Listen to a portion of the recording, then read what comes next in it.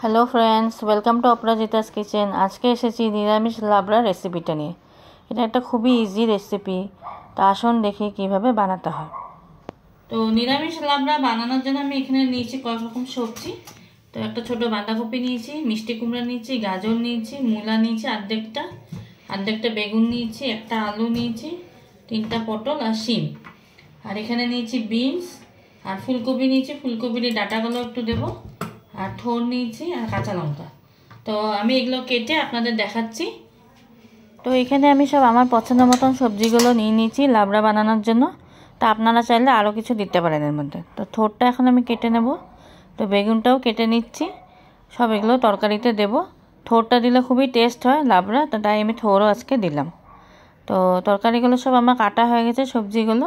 তো এবার এগুলো জল দিয়ে ধুয়ে নেব। আর বেগুনটা আমি এক্সট্রা করে কেটেছি। বেগুনটা প্রথমেই আমি তেলে ভেজে উঠিয়ে রেখে দেব। তো এইদিকে কড়াইতে আমি সামান্য তেল নিলাম। তেল নিয়ে এখন বেগুনগুলো প্রথমে নুন হলুদ দিয়ে একটু ভেজে নেব।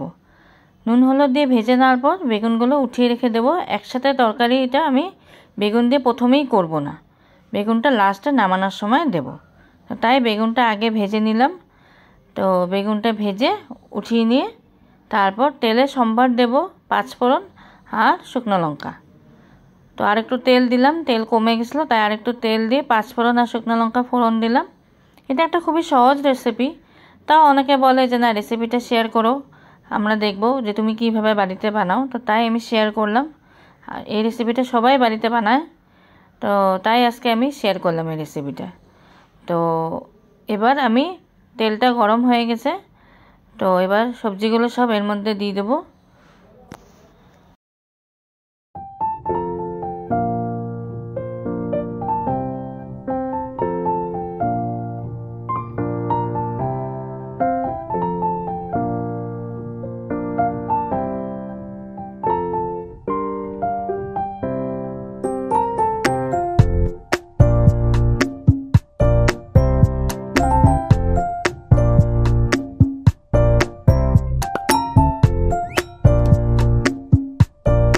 তেলে সবজিগুলো কিছুক্ষণ দিয়ে ভালো করে ভেজে নিলাম।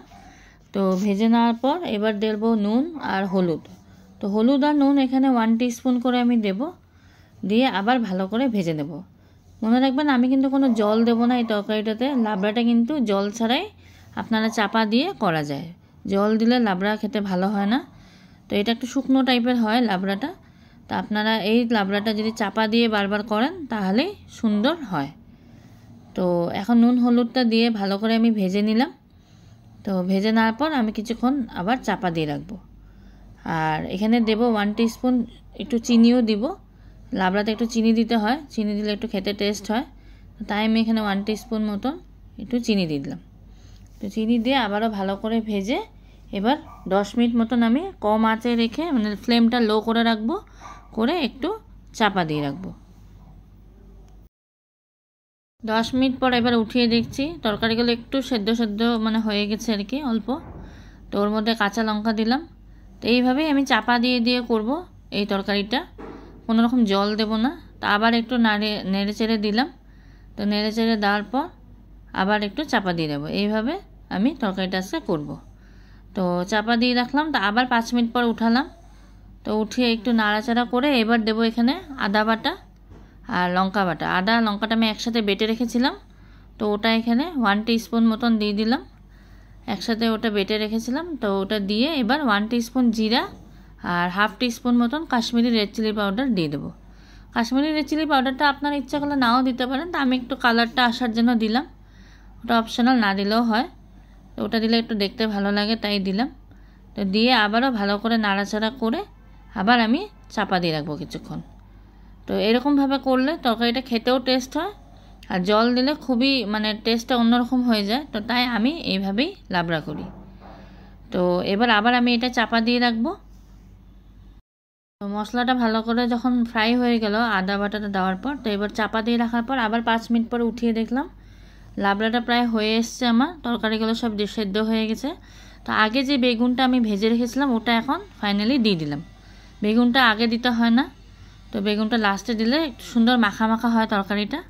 আর একটু ধনেপাতা কুচি করে রেখেছিলাম ওটাও এর মধ্যে দিয়ে দিলাম। তো দিয়ে আবার একটু নাড়াচাড়া কিছুক্ষণ করে বেগুনগুলো একটু থেতলা করে দিলাম খুন্তি দিয়ে, নাড়াচাড়া করে কিছুক্ষণ আবার 5 মিনিট মতন চাপা দিয়ে রাখলে আমাদের লাবড়া আজকে রেডি হয়ে যাবে। এই লাবড়া আপনারা রুটি দিয়েও খেতে পারেন, আবার ডাল ভাতের সাথেও খেতে পারেন, দারুণ লাগে। তো এবার আমি এটা কিছুক্ষণ নাড়াচাড়া করে আবার চাপা দিয়ে রাখবো, চাপা দিয়ে আবার আপনাদের দেখাচ্ছি। তো আজকে আমাদের এই ইজি রেসিপিটা হয়ে গেছে, খুবই সহজ হয় এই রেসিপিটা, বাড়িতে কিছু তরকারি সবজি থাকলে বানানো যায়। তো কেমন লাগলো আমার এই রেসিপিটা অবশ্যই বলবেন, আপনারা বাড়িতে এইভাবে ট্রাই করুন। এটা কোনো জল দিইনি, জল ছাড়াই করা হয়েছে এই তরকারিটা। তো অবশ্যই একটা লাইক করে দেবেন যদি আমার এই তরকারিটা ভালো লাগে আপনাদের, বাড়িতে একবার অবশ্যই ট্রাই করবেন। তো আবার আমি আসবো একটা নতুন রেসিপি নিয়ে, আজকের জন্য থ্যাংক ইউ।